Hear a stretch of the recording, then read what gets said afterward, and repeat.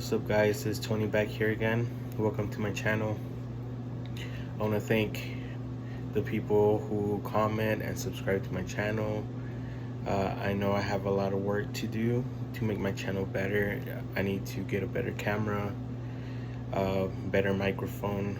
I'm doing this off my phone, so I need to get better equipment so that my videos are more enjoyable. And as I'm doing these videos, I'm gaining more confidence. I feel like I'm speaking a lot clearer than before. So, thank you for being patient, and for you guys that come back for every video, please subscribe. But today's video, I want to do on medicine and health. And the health part is connected with semen retention. And the reason why I want to do medicine is because I feel like we're brainwashed by what medicine is for us humans. If you think about it, modern medicine has been around for maybe 100 years, 150 years. And before that, humans have been alive for thousands of years, and we've been able to make it through just through natural remedies, And I still remember, like, the thing is, just because I'm self-taught in this topic, and basically I went to university for 3 years, and I studied chemistry, and I did not complete my degree, but I learned so much. And I swear, when you do your first lab of university level chemistry, you read the procedures and everything, and it's like, it's in English, but it still feels like Chinese, because it's like advanced vocabulary, like, all this new equipment that you have to learn how to use and everything. And so you start as the semester goes by, after the first one, you kind of start getting the hang of how to read lab papers, see how the experiments are done, whether you can see the whole process, whether certain experiments are biased, whether the experiment was done properly and everything. So I had a high level of reading and being able to understand these advanced chemical procedures, right? So and the thing is, yeah, I'm self-taught, but just because someone has a degree doesn't mean they're not wrong. Like, doctors can be wrong. Like, I have a coworker where one of the hospitals screwed up. They were supposed to operate his kidneys, and they did a heart surgery on him, and he passed away. And I still remember one of my first experiences of trying to prove a doctor wrong was when I was 16 years old. I went to a dermatologist, and then I mentioned something. I was like, I feel like every time I drink milk or lactose or eat a lot of chocolate, I break out. Say, oh no, that's wrong. Like, you can only get infections on the surface of your skin. So if your hands are dirty and you touch your skin, you're gonna break out. And it was like, what? Like, that's how they're taught. They're taught just from a very specific angle, so that you buy pharmaceutical drugs and then you put it on the top of your skin. But the thing is, the body is a whole system, so anything you ingest can affect your skin. Why do you think people get hives when they have a allergic reaction to something they eat? It's because the whole body is one system, and modern medicine divides everything. And so you have the cardiologist, you have the pulmonologist, you have the a neurologist, and so every doctor is just trained in one specific field, and sometimes they don't see the connection for one from one system to another. And so even at 16, when she told me, I was like, what? Like, even then I was smart enough to know that there was something flawed with her way of thinking. And the thing is, sometimes, yeah, doctors, they put in a lot of hard work to do what they do, but there's a few doctors on YouTube where they think what you eat is a better medicine, and some of them have gone against the mainstream medicine, and some of them have even lost their licenses for telling the truth. And yeah, they put in a lot of work, but it doesn't mean they're right. And so the reason why this topic is so important to me, and why it's a lot of motivation, is I think it just opens your mind into from this matrix. It breaks a certain part of the matrix, because I first fell into depression when I was 25, and it was due to this girl that I was dating. It was just a horrible relationship. It was toxic, and it's the girl that I mentioned where it felt like I had a sexual demon with me. She had this sexual demon with her, and it was just like the best sex ever. It was a lot of fighting, breaking up, coming back together, and we were stuck in this vicious cycle where we couldn't escape. Like, let's say I would tell her not to talk to me for a week, not to stop contact, right? I would just stop talking to her, and then she would show up in my house, and then it would just start all over. The hormones would start going crazy. We'd have sex, and then we'd forgive each other, and then it was just this vicious cycle. I almost got arrested twice. I started becoming someone that I wasn't, because initially she was emotionally abusive towards me. And so, there's only one can only take so much. And then I basically exploded, and I started becoming like her. So I started treating her like shit. And then it was just like, it was pure chaos. But due to that relationship, I kind of lost myself, and I was broken inside. And the thing is, I had severe depression, and like I really wanted to off myself. So I decided to get professional help at this a psychiatrist, emotional therapist, whatever. And then 2 years of taking medicine, and nothing got better. Like, I would get panic attacks. I couldn't function in society. I don't know if I didn't completely work for 2 years. I might have worked a little, but I wasn't functioning at all. I was just at home all day, wasting my life. And then the thing is, yeah, modern medicine, yeah, it can work, but only to a certain degree. Like, it's more like a band-aid for it's just a band-aid that they put on top, but it doesn't get to the root of the issue. So the thing is, yeah, it helps, but you kind of have to put in some work to heal yourself completely. So these 2 years going to the psychiatrist, okay, did all kinds of medicine. And I remember I hung out with my friends once, like maybe during those 2 years, and I remember I was on some meds, and they noticed I was acting different. They're like, "Hey, are you okay? You're acting kind of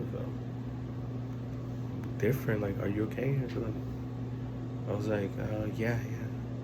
And then even they noticed that something was off with me. And with the medicine, I just felt lethargic. I felt like I had no motivation, nothing. And it wasn't until the last medicine that I took that really actually help, but it helped too good where I knew it was gonna cause other issues in my body. And the medicine I took was called Cymbalta. The I think the chemical or the like scientific name is duloxetine. So I took it the first day, and it was from like night to day. Basically, I felt amazing. I felt like I had energy again. I felt like I had the will to live. And but I got like some really weird side effects. Like my pupils were dilated all day. Like I wouldn't piss until like maybe nighttime, once a day, and only at night. And then let's say if I wanted to like chill on the couch and just like relax, about 10-15 minutes in of watching TV, I would get like an electric shock down my spine. And when I had those symptoms, I was like, oh no, this is gonna it's gonna do in the long run, it's gonna do a lot more harm than good. So basically, I started doing research on duloxetine, and I found a forum of people that had taken this drug for a long time. And oh, the stories on there were just like, oh, that they tried going off of it and they just couldn't function anymore without the medicine. And it was just a lot of sad stories on there. And I'm telling you, I was just maybe like a day or two in from taking this medicine, and when I read those stories, I was like, oh no, I gotta I gotta stop taking this. But the thing is,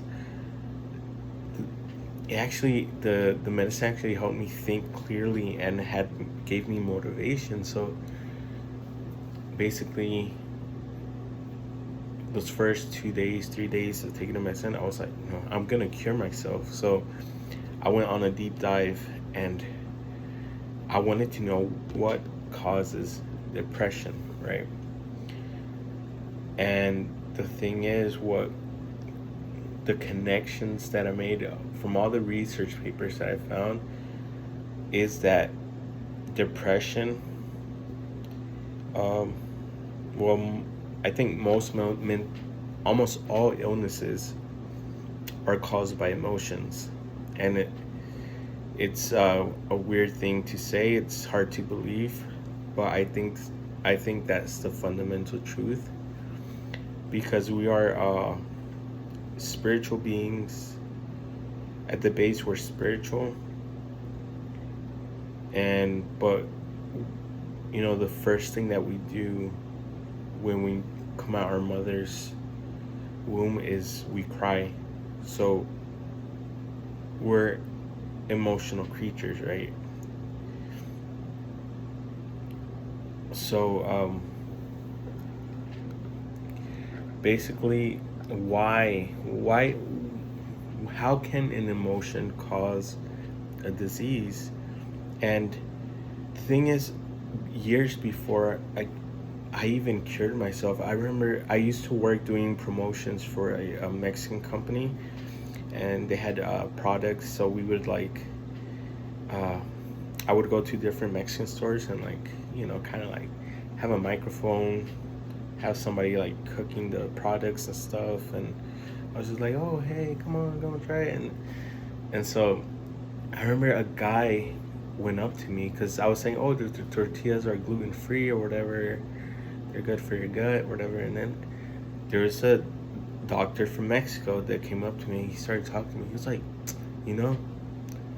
he was just telling me how he believed that the reason what causes diabetes, and he was saying that basically it's because Latinos were too emotional, because we were conquered. We're one of the last races or the last civilizations that were conquered by the Spaniards. So the 1600s, the Spaniards came over. We're like the natives. They were still living by the pyramids in their towns or whatever, their own lifestyle, right? So you had this other culture come in, rape, destroy, take over. So all of that pain is still recorded within our DNA. And the guy was like, because Latinos and I believe blacks are like some of the two races that have like they're most prone to getting diabetes. So even if you look at the suffering of blacks in America, I mean they went through slavery, when they lived, within their group of slaves while they were being owned by their masters, like, they still try to create a normal life among themselves while living on plantations. They would get married, and then the plantation owner would just like, hey, I wanted to sleep with your wife, and there's nothing you could do about it. So it's like emotional trauma that's locked in. And so this emotion builds up into creating, he was just telling me it creates diabetes. And I was like, what are you talking? Like, I didn't even believe him. I'm like, yeah, it's hard to believe, but the thing is, when I started doing my research, the aha moment on what caused or what depression is and what causes it was I came across a research paper from a gastroenterologist that he did an experiment. Like, his theory was that basically he was trying to cure people of their ailments, for like if they were having issues in their intestine, the colon, in the stomach or whatever. His theory was that these people had an imbalance in gut bacteria. So his theory was that he experimented, and his basically what he theorized that would make these people better was that he had to introduce the feces of a healthy human being into the intestinal tract of his patient, right? So basically, the healthy person that had no issues in their gut had the perfect balance of bacteria growing within them. And the unhealthy person had an imbalance that was causing all these issues. So I forgot how the procedure was done, but he would, through the anus, he would introduce fecal matter from someone else. And what happened? His patients were cured of their illness. But not only did their gut get better, but their mind got better as well. And here's the thing, like, some of these patients were suffering from anxiety, from other disorders. But why would somebody with gut issues suddenly get better with their mental issues? And the thing is that, when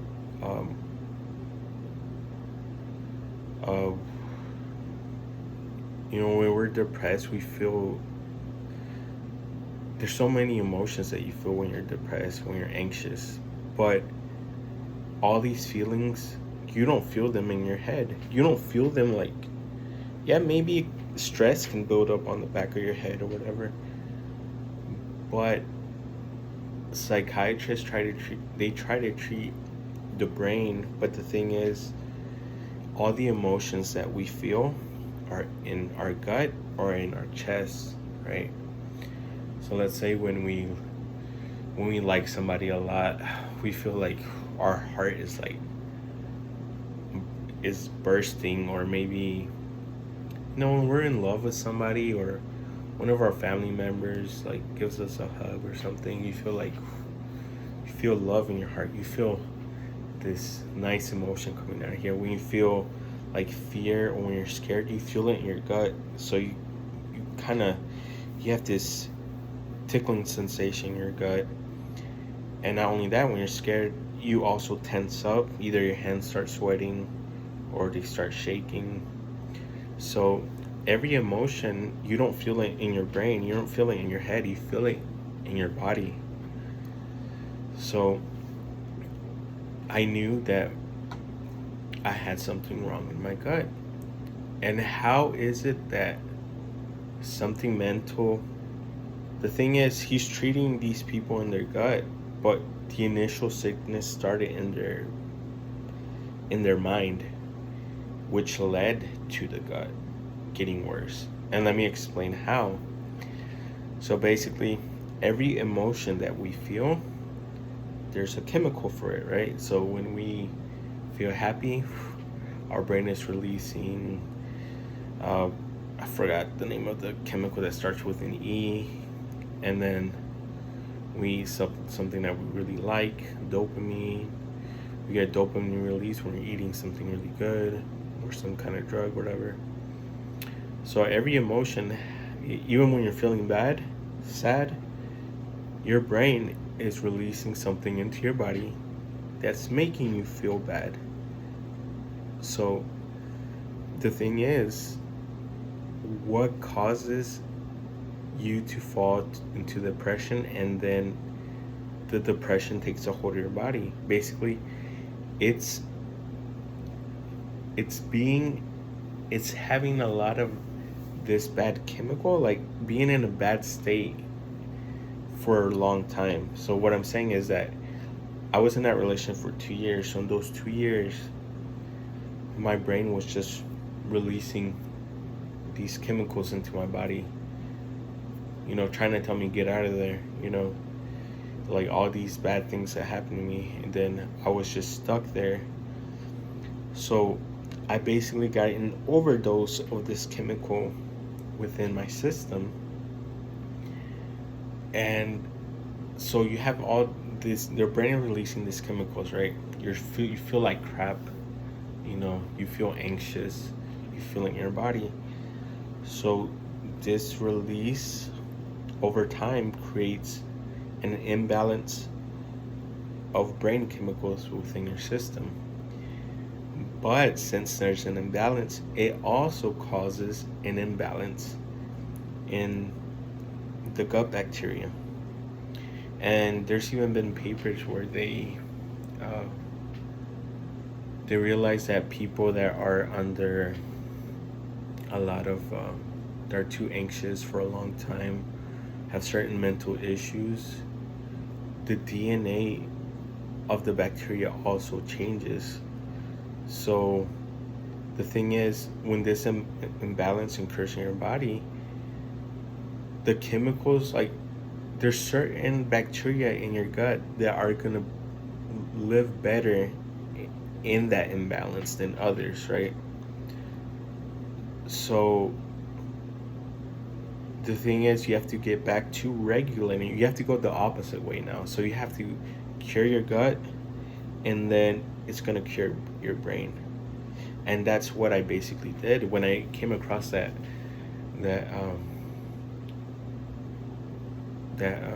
experiment from the gastroenterologist. I was like, okay, yeah, I have something wrong in my gut. I just knew it. I knew it was like, I made the connection right then and there. And then I started doing a lot of research. And what I self-diagnosed myself with was that I had candidiasis, I believe. It's an overgrowth of candida within your system, which is a type of a fungus or yeast. And so I did a lot of research on how to combat this through natural medicine. And I took like 3 things, I think, the first day when I attempted to cure myself. And I took colloidal silver that was mixed. Colloidal silver is another, it's like, it's crazy. Maybe I'll do a video on colloidal silver and what it is, but it's some like magical stuff. But So the colloidal silver was mixed with oregano extract and echinacea flower extract. So I took that at first, and then I took some bentonite clay. I ingested this clay, and then the last thing I took that day was some kombucha, right? So I went to the store. I took it in the car. I drove back home. When I got home, I felt like so exhausted that I just like passed out on my bed. And I'm telling you, when I woke up from that nap, I felt like all the weight was lifted from my shoulders. I felt like, I felt great, like amazing. Like I hadn't felt this great in like the longest time. And then, but then I noticed that I basically shit my pants while I was sleeping, and that's like, that has never happened to me while sleeping. So it was like, what the fuck? And then, so I went to the bathroom. I know this is kind of graphic, but when I went to use the bathroom, like, it was just like this clear mucus stuff in my boxers. Like it wasn't shit, but it was like this clear mucus, and it had these specks in it. And then, I kid you not, like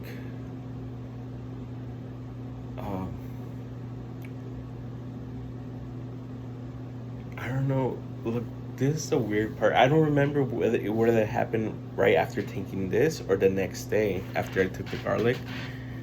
But I heard, I don't know if you guys have seen like certain like horror movies, or kind of, when they kill off a demon within somebody, or they slay a demon and the demon like does like a loud screech before it's sent into the abyss. It's like some kind of like high pitched screech, right? I felt like I killed something inside, and it made like this high pitched screeching sound. That's what I connected it to. But it was like this screeching sound within my gut that I sensed, that I heard within my body.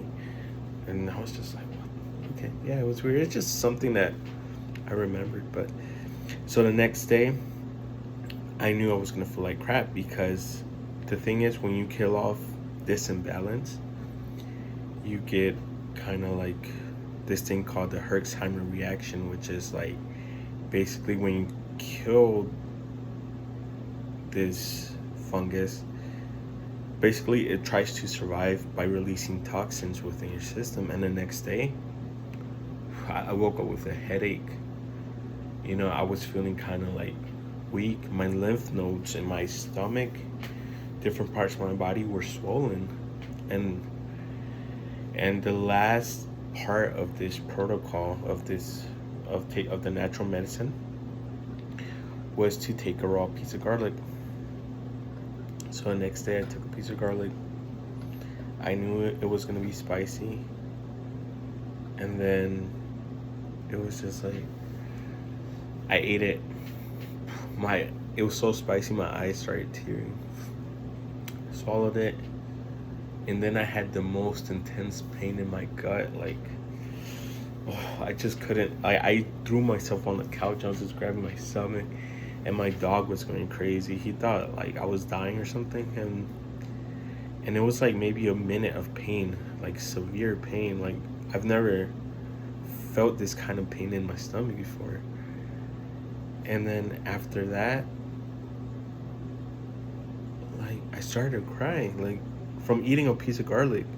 So I was crying, but not like a normal cry. No, it's like crying like when you're a child and you're emotionally like distraught about something, and you could barely breathe and talk. That's how I was crying. And then the whole time I was crying, I was like, how am I crying? Why am I crying from eating a piece of garlic? So I was crying in the couch. I went upstairs to my bed. I was crying on my bed. Then I decided to lay on the ground, and I was crying on the ground. And the whole time I was just like, why am I crying from eating a piece of garlic? And then when I was on the floor, I don't know what happened, if I don't know, dozed off, or whether what really happened, but my spirit came out of my body, and I could see myself laying on the ground. And then all of a sudden I was teleported into outer space. My spirit was teleported into outer space, and it was like a tunnel, and I was going like hyper speed. There was like colors in the tunnel that thrown out into space. And then I was just floating in space, and all of a sudden I felt connected to everything in the universe. And all of a sudden I got this love from everything in the universe. And that was like the first time I experienced the love of God. And I knew it was God. Like, when I felt this immense love, I just knew it was God. And then all of a sudden I was just floating there. Curiosity kicked in, and I was able to use like the stars as their stars. What happened in that spiritual awakening is that stars are like, when they say Stargate, so the stars are like teleportation points within the universe. So I was able to like go from one star to another part of the universe that I wanted to explore. So I was going to different parts of the universe, and then the last thing I saw was Earth from outer space, and my spirit teleported back. And then I was able to see like energies. I saw this electricity and like everywhere. But let's say if I got a little bit closer to this energy, it's like the electricity would form these geometric patterns.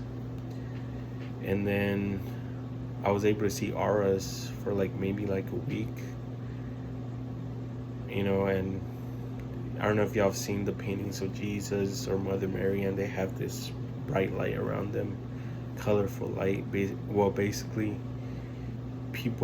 there's certain people that have this light. They have a beautiful light, and then there's other people that have a very dim, dark gray light. And it feels like the people with the low light, it just feels like they're being controlled by demons. That's what I got out of it.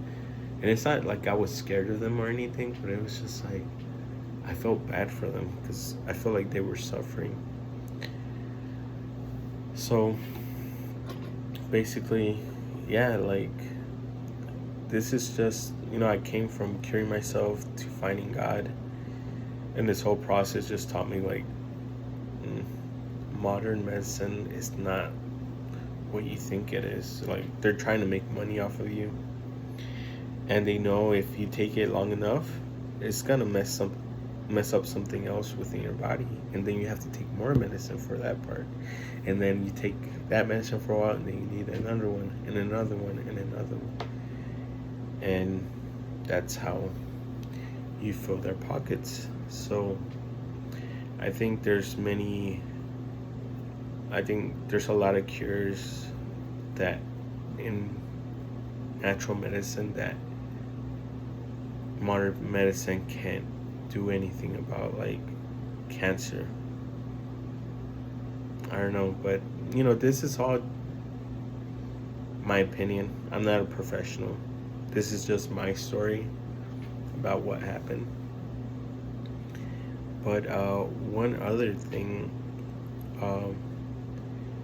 I hope that was eye-opening for you guys, and that's just my perspective on medicine. And yeah, I mean, I'm not saying don't take modern medicine. Honestly, if you can avoid it, then avoid it, because in my family, like, we're the kind of people, like, we don't go to the doctor just for anything. It has to be something serious. Like, when you get a cold, the flu, like, what the fuck are they gonna do? They're just gonna tell you the same thing: take rest, drink a lot of liquids, here, take this, and that's it. So it's like pointless, right? And so we're not the kind of people that rely on doctors to get better. We just like tough it out, rest at home, and get through it. So I always try to avoid taking pharmaceuticals if I don't have to, But the other aspect of this health and the connection I wanted to make with semen retention is that, semen retention basically it will heal. I felt like it made me heal better. Like, so I had an issue with this wrist here from lifting weights at the gym. Okay, I'm probably like 95%, 90% better. I could do push-ups now. Maybe once in a while I'll get like a little bit of pain in there, but I was doing some handstands on the wall here, and surprisingly very little pain. And I remember before I was doing semen retention while I was injured, but I wasn't really getting better. But the only thing I changed that actually started improving my wrist is that I began doing intermittent fasting. So you do both of them, and then I just noticed like this was improving on its own. I wasn't really trying to do anything crazy to get better. And now, it's been like a few weeks in, and I'm nearly cured. But yeah, it's getting late here, guys. But this has been a long video, 37 minutes. I'm sorry if it's too long. But yeah, guys, I think the next video, I was actually motivated by something else today, but I've already had 2 videos before this one saying that I was gonna do the video on health and medicine, and I finally did it. I had to do it today. And so what motivated me today for the next video is like how to choose a partner, right? Like on semen retention. The thing is, just because you're on semen retention doesn't mean you're just gonna get good girls. No. All kinds of women want you. The good ones, the bad ones. And how do you determine which one is for you? How do you know the qualities that you want in that woman? And the thing is, I think being on semen retention, I think the goal should be to find a wife, right? Because if you're just sleeping around, you're just giving your energy away, your time away, your resources away to someone that's only gonna build. Well, it's not gonna be long-term building. It's just gonna be temporary. So the point is trying to get a wife and build long-term in order to achieve the fullest potential for you and your family. So yeah, that's gonna be the next video. But yeah, guys, good night. It's time to go.